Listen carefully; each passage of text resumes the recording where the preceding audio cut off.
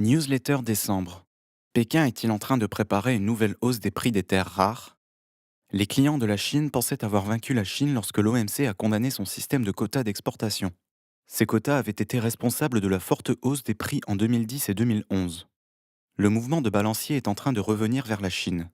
Le pays a annoncé une série de mesures destinées à redonner à Pékin le contrôle du marché. La plus importante d'entre elles concerne la mise en place d'une taxe sur la production de terres rares. Elle serait de 35% sur les terres rares lourdes et de 22% sur les terres rares légères. Le prix des exportations va augmenter d'autant, contraignant les clients à payer plus cher. Car rappelez-vous, les clients n'ont pas le choix de leurs fournisseurs. La Chine produit encore 90% des terres rares dans le monde. Cette politique signifie également autre chose. Pékin veut conserver les terres rares les plus précieuses. La taxation s'appliquera sur la valeur de la cargaison et non plus sur les volumes. Or, les terres rares lourdes coûtent de 2 à 10 fois plus que les légères.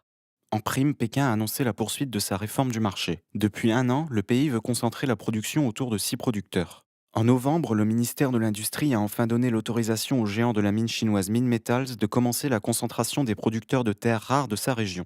Immédiatement, l'action du groupe à Shanghai a pris plus de 4%. C'est un signe de plus de l'optimisme du secteur financier sur la rentabilité du marché des terres rares. Effectivement, le marché est toujours aussi attractif. Les exportations chinoises de terres rares ont explosé de 30 sur les 9 premiers mois de l'année, témoignant de la forte demande en terres rares des pays développés. En France, la voiture électrique vient de recevoir un sérieux soutien avec l'annonce de l'installation de milliers de bornes de recharge pour voitures électriques. Et dans les années à venir, le développement de l'impression 3D va devenir un relais de croissance pour les métaux stratégiques. Déjà, la demande en métaux en poudre a triplé depuis 4 ans. Et ce n'est qu'un début, alors qu'Airbus et Lockheed Martin viennent d'annoncer avoir commencé à imprimer des pièces de leurs appareils.